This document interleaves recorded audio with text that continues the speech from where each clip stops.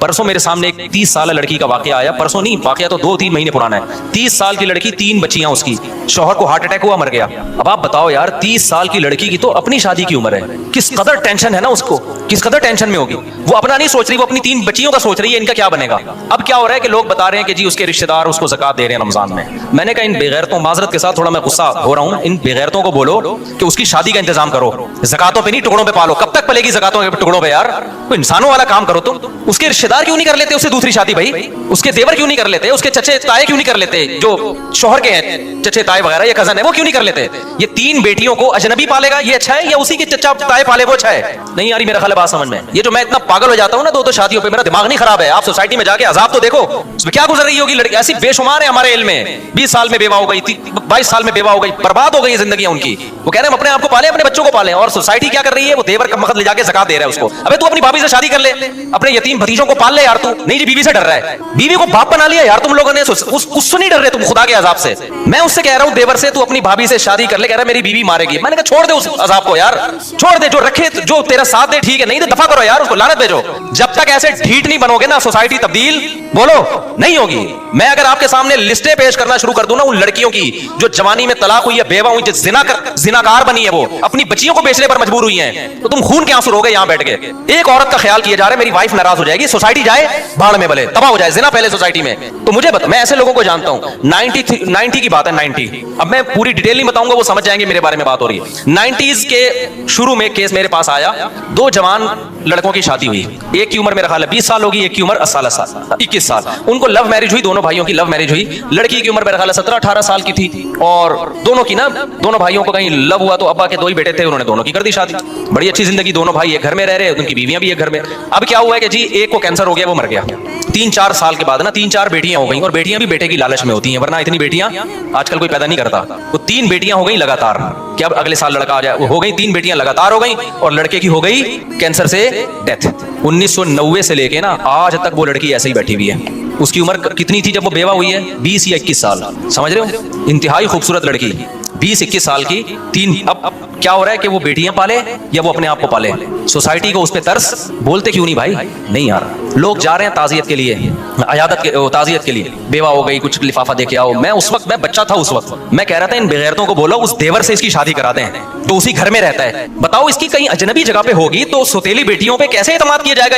कैसे मर्दों की हवस की निगाहें आज इस जमाने में, फौज फिल्में सारी सारी रात बैठ के देख रहे होते हैं, तो इन पे इतमाद करोगे? जवान सौतेली बेटी इसके हवाले की जाए सौतेले बाप के। कितने केसेस आ रहे हैं सौतेले बाप के उल्टे उल्टे, वो बीवी पे थोड़ी मर रहा हो तो फिर आगे उस जवान बेटी पे मर रहा होता है। गैरत तो बहुत थोड़े लोगों में रह गई है। मैंने कहा भाई इसके देवर से बोलो खुदा के लिए। मैंने लोगों से कहा जो भी ताजियत के लिए जा रहे थे, मैंने कहा अगर आप इस पर एहसान, में बच्चा था उस वक्त, मैट्रिक भी मेरा ख्याल नहीं किया था मैंने। मैं लोगों से कह रहा था कि यार ये जो 2 भाई एक घर में रहते, तीसरा कोई भाई भी नहीं है, तो वहीं रह रही है ना, पहले से ज्वाइंट फैमिली में रह रही है, तो वो इससे भी कर ले। एक बीवी तो पहले से है, अब अपने भाई की बेवा से कर ले, बच्चियां पल जाएंगी, बच्चियों को एक नया बाप मिल जाएगा। ना ना ना ना, मौत है ये लफ्ज जबान से। उसकी पहली बीवी पे तरस आ रहा है, हाय बेचारी पे सोकन आ जाएगी। अबे मैंने कहा उस बेचारी पे सोकन से तुम्हें खतरा हो रहा है, वो थोड़े दिन में भूल जाएगी सोकन। हर गम थोड़े दिन चलता है, उसकी सारी जरूरतें पूरी हो रही हैं, उसको नान नफका भी मिल रहा है, उसके बच्चों का बाप भी है, उसको घर भी मिला हुआ है, सब कुछ है। एक शिरकत हो जाएगी थोड़ी सी यार, मुसाफिर खाना है, दुनिया बर्दाश्त कर लो। ना ना ना ना, ज़कातें और ये टोपी ड्रामे लगा के रखे हुए, सदके खैरात, और जो करने का काम है वो कर नहीं रहे। सारी जिंदगी अब तक बैठी हुई है वो ऐसे। नहीं आ रही मेरा ख्याल है बात समझ में? अब तक वो मेरा ख्याल, अब तो क्या बेचारी, मुझे नहीं पता उसके बाद, मुझे नहीं पता वो उनका हुआ क्या ना। मैं कभी वहां गया, मुझे केस आया था सामने, लेकिन इतनी बात पता चली कि अब तक क्या है, अब तो बच्चियों की टेंशन में 20 साल 21 साल की लड़की सारी जिंदगी किसकी टेंशन में गुजार रही है। और मैं फर्ज कर रहा हूं कि बहुत दीनदार होगी इंशाल्लाह, लेकिन ऐसे हालात जब आते हैं, जॉब बाहर जाके जब वो जॉब करेगी, तो आप मुझे बताओ जब जॉब में लोगों को पता चलेगा, उसके बॉस को पता चलेगा, बेवा भी है, कम उम्र भी है, खूबसूरत भी है, जरूरतमंद भी है, वो हवस की निगाहें डालेगा उसमें? नहीं डालेगा। आप क्या समझते हैं वो अपनी बहन समझ के उसको उसके साथ डीलिंग करेगा? वो बहन समझेगा उसको?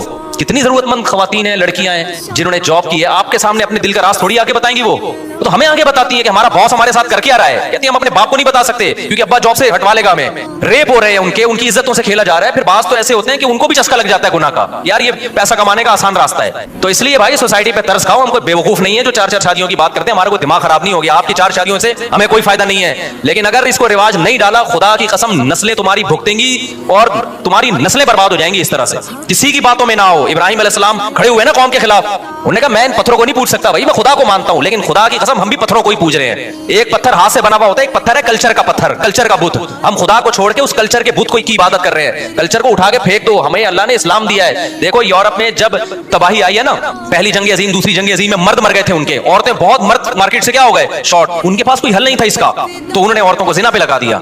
हमारे पास तो हल है भाई, हमारे पास, उनके पास तो हल नहीं था ना, वो किससे पूछते। पादरी होने का एक से ज्यादा शादी हो नहीं सकती, हालांकि तौरात इंजील में ऐसा नहीं था, तौरात इंजील में तो ये 4 से भी ज्यादा हो सकती थी, लेकिन उन्होंने तहरीफ शुदा दीन कल्चर को फॉलो किया, पूरी सोसाइटी का बेड़ा गर्क हो गया। अब वो चाहते हैं कि हमारा मैरिज सिस्टम बहाल हो जाए, अब नहीं हो सकता बहाल। हमें तो यार अल्लाह ने इस्लाम दिया है, आप अगर दूसरी कर रहे हो, बेवा को सहारा दे रहे हो, तलाक याफ्ता को सहारा दे रहे हो, कोई रोकता है कि हमारे सोसाइटी इजाजत देती है, आप बोलो सोसाइटी के तेल लेने यार, खुदा है मैं कलमा पढ़ता हूं, मुझे खुदा ने इजाजत दी है, किसी में दम में तो रोक के दिखाए। तो ऐसे वाकयात में रो रहा हूं, उन लड़कियों की ऑडियो आ रही है, रो रही है, चीखो पुकार, जिंदगी बर्बाद हो गई, कोई पूछने वाला नहीं है, तो आप देखो कोई वाकई नहीं है। अब ऐसा नहीं हो सकता कि ऐसी लड़की जो 30 साल में बेवा हुई, उसकी 3 बच्चियां भी हैं, कल मेरे पास कोई बंदा आ जाए मेरी शादी करा दो, मैं उठा के उसके हवाले कर दूं, आगे क्या होगा भाई उसकी बेटियों का। ऐसी लड़कियों के लिए सबसे पहला जो उनके लिए जो ऑप्शन होता है ना, वो उनके रिश्तेदारों का होता है, देवर का होता है, जेठ का होता है। सबसे पहला ऑप्शन ये होता है कि वो सहारा दें इनको, वो नहीं दे सकते उनके कजन दें, अपने खानदान में रहे ताकि बच्चे अपने खानदान से बाहर ना जाएं। लेकिन अब देखना ये सारे बड़ी बड़ी दाढ़ियां भी हैं और तहज्जुद के निशानात भी हैं माथों के ऊपर, हर साल हज उम्रे भी हैं। किसी बेगैरत को ख्याल आ गया ना कि इसकी दूसरी शादी करा दो इसके खानदान में, तो आप मुझे आके बता देना, मैं उसको अवार्ड दूंगा। किसी बेगैरत को ये ख्याल नहीं आएगा, वो ज़कातें देगा लिफाफे डाल डाल के ना कि चलो जी मेरी ज़कात 2500 रुपए बनती थी, अब मैं इस बेवा को ज़कात देके एक बहुत बड़ा तीर मारूंगा मैं। वो क्या होगा यार 2500, फिर उसको ज़कात, उसको तो मोहब्बत भी चाहिए, शौहर की मोहब्बत तो हर औरत को चाहिए, उसके औलाद को सहारा चाहिए, यतीमों की तरह पालेंगे, इसका बाप नहीं है यार। तुम खुद अपने बच्चों के बारे में सोचो यार, बाप की वजह से बच्चों को कितनी इज्जत मिलती है, कभी तसव्वुर किया आपने? आप थोड़ी देर के लिए फर्ज करो मैं मर जाऊं और मेरे बच्चों को ज़कातें लाके लोग दे रहे हो, किस कदर इंसान के रोंगटे खड़े हो जाते हैं ना। उसको बाप चाहिए होता है ऐसी बच्चियों को, और वो बाप जो बाप का भाई है, बाप का कजन है, वो तो वो बाप का किरदार अदा कर सकता है, सोतेला वो किरदार अदा नहीं कर सकते, बिल्कुल बाहर के खानदान का होता है। अभी फुकाहा ने बयान किया है, लड़की तलाक याफ्ता हो या बेवा हो, अपने खानदान में शादी करेगी तो बच्चे रख सकती है, खानदान से बाहर जाएगी तो बच्चियों को साथ नहीं ले जा सकती, क्योंकि उस बच्चियों का फिर मुस्तकबिल महफूज नहीं, फिर बच्चे छोड़ने पड़ेंगे उसको। लेकिन बच्चे छोड़ के फिर वो बच्चे नहीं रख रहे होते, फिर वो बच्चे नहीं रख रहे होते, खानदान वाले कह रहे हम क्यों पाले, क्योंकि फैमिली प्लानिंग ने बना दिया 2 बच्चे, अपने बच्चे नहीं पाल सकते तो दूसरों के कहां से पालोगे। नहीं आई ना बात समझ में, मेरा ख्याल है। तो आखिरत में उल्टे लटके हुए होगे, हमने अपना फर्ज अदा कर दिया है, अब आप हम पे लतीफे कसे, मजाक उड़ाएं हमारा कि मौलवी को शादियों के अलावा कुछ नहीं आता, लेकिन जिन पे गुजर रही है ना उनकी पुकार अल्लाह ही सुनता है, और अल्लाह फेंटी लगाएगा, चित्रौल लगाएगा कि तुम जब कलमा पढ़ते थे और मैंने तलाक याफ्ता और बेवा और बेसहारा औरतों के लिए हल ये बताया था, तुमने सारा पैसा हज उम्रे पे क्यों लगा दिया, तुम ज़कातों पे कोई फोकस तुमने क्यों किया, जो असल सहाबा में तो हमें नहीं मिलता। कोई बेवा होती है और चंदे हो रहे हैं उसके लिए। सहाबा में ऐसा हुआ, एक सहाबी की 4 बीवियां एक टाइम पे बेवा हुई हैं, 4 बीवियां एक टाइम पे बेवा हुई हैं, और चारों की फौरन शादी हो गई है, क्योंकि सब ज्यादा शादियां करते थे तो रिश्तों की कमी नहीं थी। हजरत जाफर तैयार जवान थे, जब शहीद हुए ना, लोग मुझे ये भी कहते हैं कि लोग 4 शादियां करेंगे, मर गए तो 4 औरतों को बेवा बना के चले जाएंगे। ओ भाई 4 औरतों को बेवा बना के चले जाएंगे, लेकिन 4 शादियां फिर अगर उनकी शादी नहीं होगी ना, इसलिए नहीं कि इसने 4 की थी, इसलिए कि बाकी नहीं कर रहे। नहीं आई मेरा ख्याल बात समझ, वरना सहाबा के दौर में भी ऐसा हुआ है। हजरत जाफर तैयार लड़ाई के लिए गए थे, जवान थे, 4 बीवियां थी उनकी, शहीद हुए तो चारों बीवियां बेवा हुई हैं, रोने की आवाज आई उनकी, आप सल्लल्लाहु अलैहि वसल्लम उनको खामोश करवाया कि आवाज बाहर ना निकले, फिर उन चारों की शादी हो गई। और ऐसे नहीं हुई है कि नबी ने उनके लिए रिश्ते तलाश किए हो, इश्तिहार, उस जमाने में तो कोई इश्तिहार का रिवाज नहीं था, या अनाउंसमेंट की हो, इतने रिश्ते आए हैं कि उन्होंने सेलेक्ट किया है। उनमें एक थी हजरत अस्मा, जब उनके लिए हजरत अबू बकर ने अलग पैगाम भेजा, हजरत अली ने अलग पैगाम भेजा, और भी साहबा ने भेजा, उन्होंने सेलेक्ट किया मैंने किससे करनी है। हालांकि हजरत अबू बकर तो पहले से मैरिड थे, किसी ने नहीं कहा कि आप तो शादीशुदा हैं, आप क्यों पैगाम भेज रहे हैं। उन्होंने कहा नबी ने एक वक्त में 9 रख सकते हैं, तो हमने 4 रख लिया तो क्या हो गया भाई। इतने रिश्ते आए हजरत अस्मा के लिए। हजरत अस्मा ने हजरत अली के रिश्ते को रिजेक्ट किया कि इनकी उम्र कम है, हजरत अबू बकर के रिश्ते को कबूल किया कि ये मिचोर हैं, क्योंकि वो चाहती थी किसी मिचोर से शादी हो। हजरत अबू बकर का निकाह हो गया उनसे, जिंदगी बड़ी अच्छी। पहले हजरत अबू बकर के निकाह में पहले से भी बीवी मौजूद थी, एक और हो गई। जब हजरत अबू बकर का इंतकाल हुआ तो फिर हजरत अली ने दोबारा पैगाम भेज दिया। उस वक्त हजरत फातिमा का शायद इंतकाल हो चुका था मेरा ख्याल है। हजरत अली ने दोबारा पैगाम भेजा तो उन्होंने कबूल कर लिया, क्योंकि हजरत अली भी क्या हो गए थे, दोबारा भी शादी हो रही है, 2-2 3-3 दफा बेवा होकर शादी हो रही है। हजरत खदीजा की जो 40 साल में शादी हुई है और नबी 25 साल के थे, तो आप क्या समझते हैं हजरत खदीजा को रिश्ते नहीं मिल रहे थे। खतबहा अशराफु कौमिन, हदीस में जब खदीजा बेवा हुई हैं, कौम के सरदारों के रिश्ते आए हैं, उनमें एक नबी सल्लल्लाहु अलैहि वसल्लम का था। तो हजरत खदीजा ने फरमाया कि मैंने शादी ऐसे शख्स से करनी है जो मेरा माल तिजारत में लगा सके, उसके लिए ईमानदार आदमी चाहिए। तो ये क्या है, ये ईमानदार। वहां भी सिलेक्शन हजरत खदीजा की तरफ से थी, वो मोहताज नहीं थी कि नबी से निकाह करने पर, ना ना ना, उन्होंने खुद सेलेक्ट किया था भाई ये मेरे लिए ज्यादा सूटेबल है। तो कोई अखबारों में इश्तिहार देने का रिवाज नहीं था, कोई बेवाओं के लिए, बेटियों के लिए भीख मांगने का रिवाज। तो बाप जो है ना अपनी कमारी बेटियों के लिए भीख मांगते हुए नजर आते हैं कि यार इनकी कहीं इनको टिका दो, कहीं तो सोसाइटी बर्बाद होगी, जिना फैलेगा सोसाइटी में, ये बता दूं मैं आपको। इसका इसका हल दुआओं में नहीं है, वजीफों में नहीं है, इसका हल वही है जो अल्लाह उसके रसूल ने बताया। मेरे पास हरम में एक शख्स आया कि शादी नहीं हो रही बेटी की, आप दुआ करें हरम में। मैंने कहा मैं हरम में ना जो खिलाफे काबा है ना उस पर लटक के भी दुआ करूंगा फिर भी नहीं होगी। कह रहे हैं कैसी बातें कर रहे हैं। मैंने कहा भाई आपकी हो जाएगी और किस, जब अल्लाह मियां ने मर्द रखे ही कम है जो निकाह के काबिल मर्द हैं, ग्रोथ रेशो की बात नहीं कर रहा, और औरतें ज्यादा हैं, तो उनका हल ये थोड़ी बताया कि काबा में जाके दुआ करो। उनका हल बताया मर्द ज्यादा शादियां करें। आप ज्यादा शादियां मर्दों को करवाना शुरू कर दें, फिर दुआ अगले दर्जे में क्या है, फिर दुआ है। आप रिस्क का इंतजाम तो करो ना, असबाब तो इख्तियार करो, फिर दुआ मांगो अल्लाह मुझे रिस्क नहीं मिल रहा तो तू दे। दुआ कबूल होती है असबाब इख्तियार करने के बाद। मर्द है नहीं, निकाह कर नहीं रहे, और आप कह रहे हो कि अपने बेटे को शादी करने नहीं देते और बेटी के लिए कह रहे हो कि रिश्ते ही नहीं है, तो दुआएं मांग रहे हो जाके, तो खुद अपने आप को बेवकूफ बना रहे हो भाई। होता है कि नहीं होता?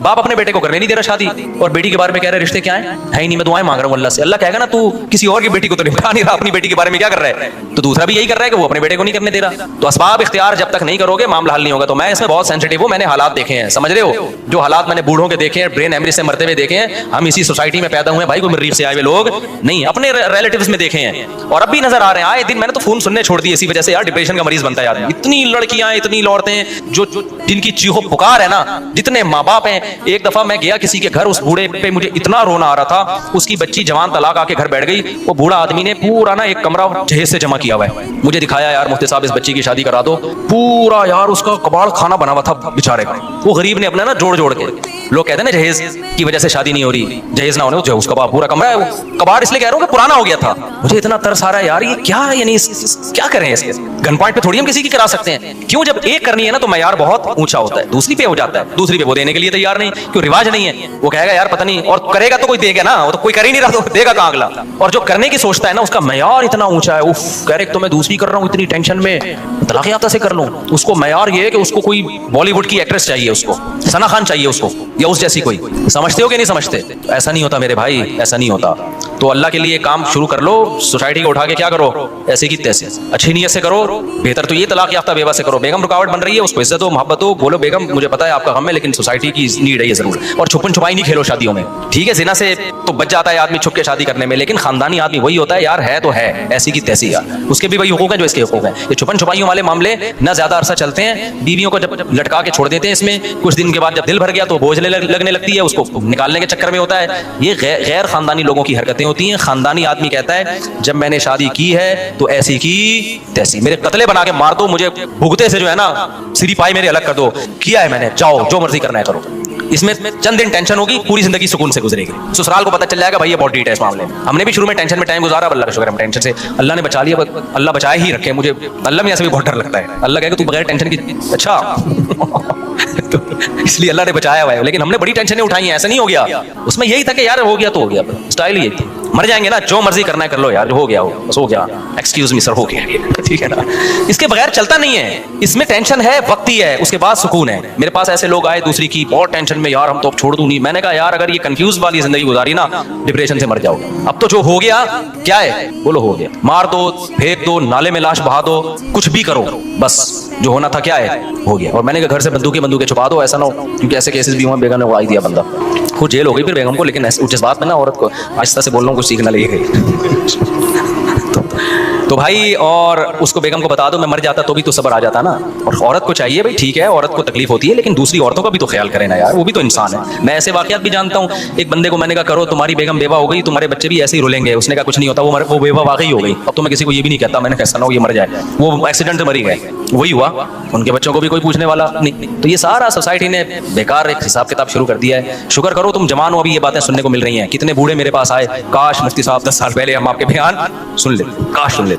लेकिन फिर बार बार मैं कह रहा हूं, लटकाओ नहीं औरत को, लटकाओ नहीं, चस्के लेने के लिए मत करो, हमारे बयान का नाजायज फायदा मत उठाओ। बहुत से बेगैरत हैं, बड़े बेगैरत हैं, बयान सुन के करते हैं और फिर लटका देते हैं औरत को। चंद दिन का जोश होता है या फिर पहली को भूल जाते हैं। ये बेगैरती वाला काम नहीं है, पैगंबरों का काम है, तो पैगंबरों के तरीके पे ही होगा। हमारे नबी ने जैसे किया है तो पैगंबरों वाले तरीके पे ही करो। बड़ा अच्छा लगता है जब कोई आता है कहता है मैं शादी कर रहा हूँ और मैं बता दूंगा। और मैंने कहा फिर जब पिटेगा तो क्या हुआ, कह रहा है कोई बात नहीं यार। और फिर अल्लाह का शुक्र है वो पहली को घुमाने लेके जा रहे होते हैं। मुझे अच्छा लगता है कि यार इसको पता है पहली को तकलीफ हुई है, तो अब थोड़ा सा उसको टाइम देना है। तो उसकी तलाफी भी ये तमीज से कर रहे होते हैं, उसको घुमा रहे हैं, फिरा रहे हैं, उसको ज्यादा इज्जत दे रहे हैं। तो तमीज से करोगे, इसकी बरकतें तुम दुनिया में अपनी आंखों से देखोगे। बदतमीजी से करोगे तो नहुसत आएगी। सही है। अब इस पे एक टेक्निकल पॉइंट की बात आ रही है, वक्त बहुत बुरा हो गया है। अक्सर लोग दूसरी शादी करते हुए कहते हैं खानदान धक्के देके निकाल देगा, छोड़ देगा हमें। तो मैं कहता हूँ जब दूसरी तीसरी चौथी होगी ना, 2-4 साल में तुम्हारा अपना इतना बड़ा खानदान होगा, बच्चे बच्चे भी उसी स्पीड से होंगे, तो इतना बड़ा खानदान होगा कि तुम्हारा खानदान जो है वो तुम्हारे खानदान का एक छोटा सा हिस्सा बन जाएगा। नहीं आई बात समझ में? मेरे खानदान में टोटल पता नहीं कितने अफराद थे, लेकिन अब वो मेरे खानदान के थोड़े से अफराद रह गए। समझ रहे? नहीं आ रही समझ? यानी मेरे खानदान वाले अगर आए तो फिर जो मेरे वाला खानदान है, अगर मैं उनके साथ बिठाऊं तो फिर ऐसा लगेगा कि वो वाला जो खानदान, जो मेरा पहले वाला जो खानदान था ना, वो मेरे वाले खानदान का एक छोटा सा पार्ट है। तो भाई खानदान तो बनता ही शादी भी ऐसे है यार। तो खानदान छोड़ के निकाह को प्रोमोट करो, अल्लाह अच्छा खानदान दे देगा आपको। ऐसे नालायकों से अल्लाह हिफाजत करेगा।